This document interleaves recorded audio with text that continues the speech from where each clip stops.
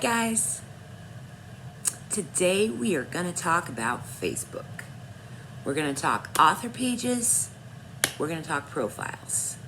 I will do another video on how to set up groups and how to run a group, all of that. But first I want to start with the basics. So let's say you're totally new to Facebook. I'm assuming you're on there as a person with your friends and family, but new as an author to Facebook. The first thing you want to do is make a decision. Are you going to allow your real life friends and family into your book world or not? This is a bigger decision than you think.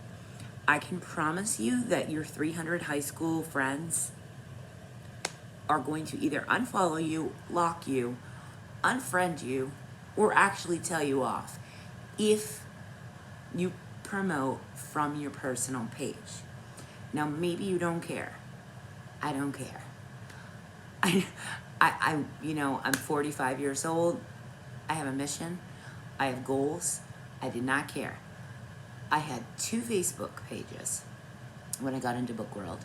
And I thought, oh, this will be friends and family over here. This will be Book World over here.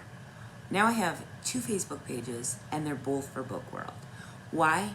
Because my friends and family, when you first publish a book, your friends and family for that debut book only are going to be your best allies. They're all going to buy your book. They may even make you a bestseller if you come from a big enough family. But I can promise you by about book 6, they don't care. They won't buy your book. They won't read your book. They want you to shut up about your books. They're over it. Your new family and support in Facebook world will become Book World. That's just how it is with indie publishing. It doesn't mean anybody's family isn't supportive or they're not good people or whatever. It's just how it is. Not everybody's a reader. If you choose to make your Facebook profile page the one that you currently have for your family and Aunt Susie and looking at pictures of the nieces, understand that you will lose family and friends on that page. That may be okay with you, maybe it isn't. For me, it was perfectly fine. My feeling was ride or die. You're either in this with me or you're not, or you can just unfollow me. And if you want to come look at my page, you can. But I wasn't going to make a new page.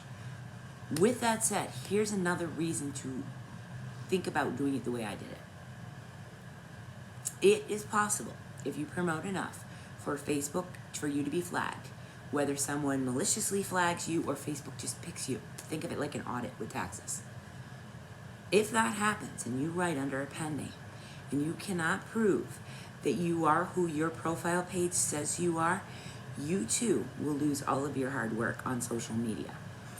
Facebook will require a driver's license that proves you are who you say you are. So think about that. A lot of people write with pen names because they don't want family and friends to know who they are.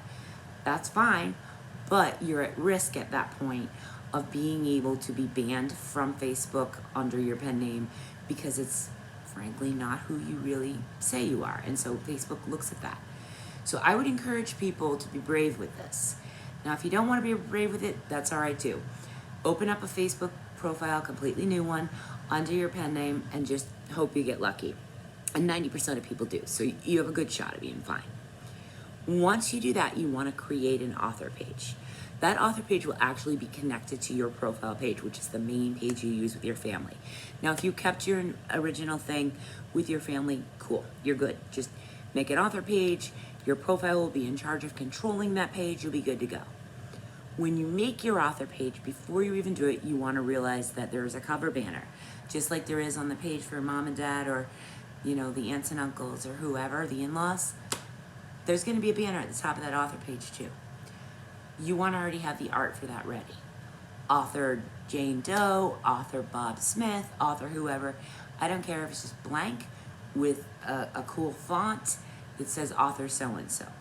I don't care if it's, and I will do a video on this too where you can get free stock photos, but I don't care if it's a free stock, do not use a copyright image if you can help it, stock photo from Pixabay or there's so many stock sites where you can find them, but about open book pages, but something related to books and authors. That should be your cover photo. Your the circle, like picture, we'll call that your profile picture. but even on your page should be related to books as well.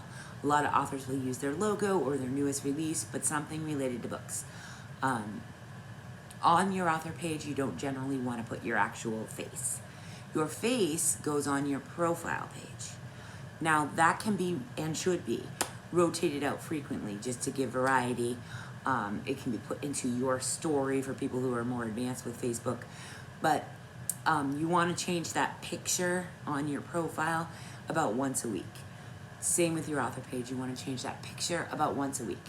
With your author page, you want to keep it strictly related to books, publishing, writing, or your brand. I will do so many brand videos that you'll want me to shut up on this channel, but if you know what your brand is now, like with me, obviously it's crazy, you want to keep those pictures or any like jokes or memes or things that you use on that author page related to your brand. We'll get into that more on another video. In the meantime, big decisions need to be made about whether or not you're going to use your regular, pictures of your kids, pictures of whatever, profile page and connect it to books, or go completely separate. It's okay to go completely separate, but it's harder to manage. It's also, it's risky with the whole license thing and proving who you are. There are perks to that though. A lot of people with younger kids don't want their kids all over Facebook in the book sense. They want to keep that private, and I absolutely get that. My kids are older. I promise you they could defend themselves safety-wise better than I could. So if I'm putting myself out there, I'm certainly comfortable putting a picture of my 23-year-old powerlifting son out there. It's not a big deal for me, but for some people it is. So when you make this decision, you want to think about, what am I going to share? That's another thing too when you're making this decision. There are people that will do huge posts about, I'm sick, my dog is sick, this one died, my new pet parakeet, whatever. And that's okay to a certain point. Readers do want to know about you and who you are, but there comes a point where 7 million pictures of a grandchild is not what they're there for.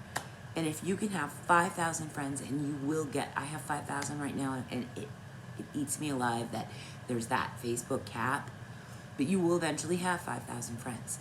And 4,987 of them are going to be book people. They don't care about your grandchildren. They don't care about your kids. They care about your books. That's a good thing. That's what you want them to care about. So it's something to think about there too. What you share, if you decide to use the same page for your family as you do for your books, remember your readers are seeing it, so be smart. Try to keep the politics off of it. I used to think, and I'll do another post on this as well, or video. I used to think, well, what the hell? Why can't I talk about my political views? An author should reflect the culture that they live in. And to some degree, I still believe that, but I stopped doing it. Number one, I have extended family that is just ridiculously great at giving me critique on things I don't ask for their opinion on. And number two, I feel, and they believe me, I heard it. But number two, I feel like aside from the, really, did I ask? No. They did have a good point, and I'm good at that. And I'm good at saying, fine, you have a point, even though it was highly annoying and nobody asked, but a whole nother issue. I realized, I may be alienating readers with political views. I alienate readers when I say I love Tom Brady. Now there comes a point where I'm not going to not be pro Tom Brady because somebody is a fan of another team. I'm allowed to still be me, but you want to do that within reason. You want to remember you are now changing your sort of audience from family, oh, look at the picture from Sally's wedding, to I am serious about this. I am a published author. This is my brand. This is who I am. These are my books, buy my books. So that's something to think about.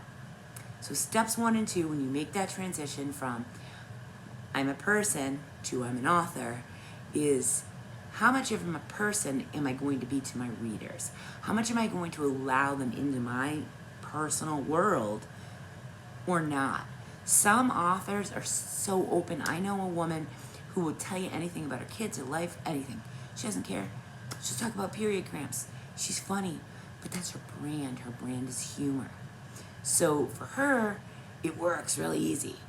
But for a horror author to be snuggling a grandson every third picture and then boom, there's a scary clown, it doesn't work as well. So that's something to think about. When you make that transition, I've decided to be announced to the world that I'm an author, whether you have a book out or not. Step one, do I want to connect this to my real life or not? Then make a decision there by which account you use to build your author page. Step two, you make an author page. The page needs to be active. You need to at least 3 times a week put a post on that author page, otherwise it's going to sit there dormant. So those are the first 2 steps to getting into indie book world, authorland on Facebook, and the first 2 things you want to think about. I will do many, many more videos about this and get more and more complicated as we go, but those are your steps 1 and 2. Please let me know what you decide. I find it fascinating who picks go with my personal page or no way, I'm using a pen name, nobody can know. I'd love to hear what you decide to do and why. Thank you for being here. Good luck to you guys. I hope to see you in Indy. Until next time, peace, love, books, and crazy.